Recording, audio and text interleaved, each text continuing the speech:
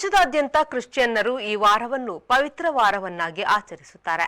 March 24ರಂದು Easter ಮೊದಲು ಗರಿಗಳ ಭಾನುವಾರದಿಂದ ಪ್ರಾರಂಭವಾಗುತ್ತದೆ. ಮಾರ್ಚ್ 29ರಂದು ಅವರು ಶುಭ ಶುಕ್ರವಾರ ಮತ್ತು ಈಸ್ಟರ್ ಮೊದಲು ಬರುವ ಪವಿತ್ರ ಗುರುವಾರವನ್ನು ಆಚರಿಸುತ್ತಾರೆ.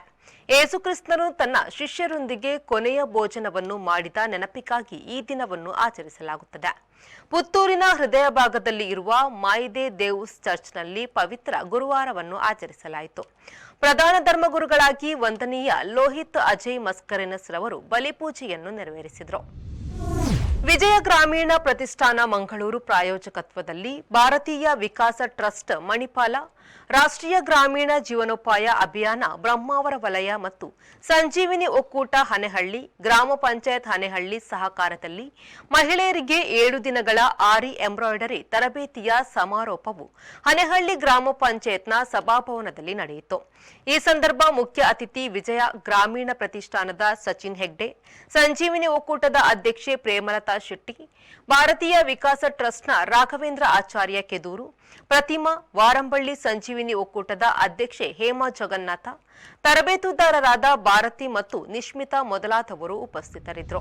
ಕ್ರೈಸ್ತರ ಕಪ್ಪು ದಿನ ಆಚರಣೆಯ ಸಮಯದಲ್ಲಿ ಪವಿತ್ರ ವಾರದ ಗುರುವಾರದಂದು ಯೇಸುಕ್ರಿಸ್ತ ತನ್ನ 12 ಶಿಷ್ಯರ ಪಾದ ತೊಳೆಯುವ ಮೂಲಕ ಸರಳತೆಯನ್ನು ಮೆರೆದರು ಎನ್ನುವ ವಿಚಾರದಲ್ಲಿ ಮಂಗಳೂರು ಕ್ರೈಸ್ತ ಧರ್ಮ ಪ್ರಾಂತ್ಯದ ಬಿಷಪ್ ಡಾಕ್ಟರ್ ಪೀಟರ್ ಪೌಲ್ ಸಲ್ತಾನ ಅವರು ಸುಳ್ಯ ತಾಲೂಕಿನ ಬೆಳ್ಳಾರೆಯ ಹೋಲಿಕ್ರಾಸ್ ಚರ್ಚ್ನಲ್ಲಿ ಪವಿತ್ರ ಗುರುವಾರ ಆಚರಣೆಗಳಿಗೆ ಚಾಲನೆಯನ್ನು ನೀಡಿದರು.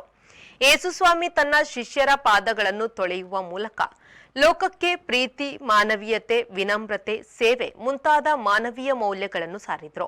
ಕ್ರಿಸ್ತರು ಹೇಳಿದುದನ್ನು ಅವರ ಅನುಯಾಯಿಗಳಾದ ನಾವೆಲ್ಲರೂ ಭಕ್ತಿಪೂರ್ವಕವಾಗಿ ಪಾಲಿಸಬೇಕಿದೆ. ಭಕ್ತಿ ಮತ್ತು ಪ್ರೀತಿಪೂರ್ವಕವಾಗಿ ಮಾಡಿದ ಸೇವೆಯು ಸರ್ವಶ್ರೇಷ್ಠವಾಗಿದೆ ಎಂದು ಬಿಷಪ್ರು ಸಂದೇಶ ನೀಡಿದ್ರು.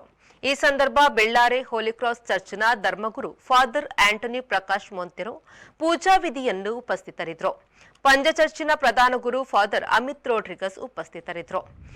ಜನರಿಂದ ತುಂಬಿದ್ದ ಟ್ಯಾಕ್ಸಿ ಜೀಪ್ ಒಂದು ಶ್ರೀನಗರ ಜಮ್ಮು ಹೆದ್ದಾರಿಯಲ್ಲಿ ಶುಕ್ರವಾರ ಬೆಳಿಗ್ಗೆ ಪ್ರಪಾತಕ್ಕೆ ಉರುಳಿ ಬಿದ್ದುದರಿಂದ 10ಕ್ಕೂ ಹೆಚ್ಚು ಜನರು ಮೃತರಾಗಿದ್ದಾರೆ.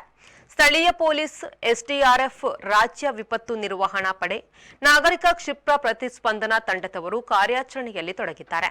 ಜೀಪು ತುಂಬಾ ಆಳಕ್ಕೆ ಬಿದ್ದಿರುವುದರಿಂದ ರಕ್ಷಣಾ ಕಾರ್ಯಾಚರಣೆ ತುಂಬಾ ತೊಡಕಿನದ್ದಾಗಿತ್ತು. ಈ ಸುತ್ತಿನಲ್ಲಿ ಗುಡುಗು ಮಿಂಚು ಸಹಿತ ಮಳೆ ಬೀಳುವ ಸಾಧ್ಯತೆಯನ್ನು ಹವಾಮಾನ ಇಲಾಖೆಯು ಮುಂದೂಡಿದೆ.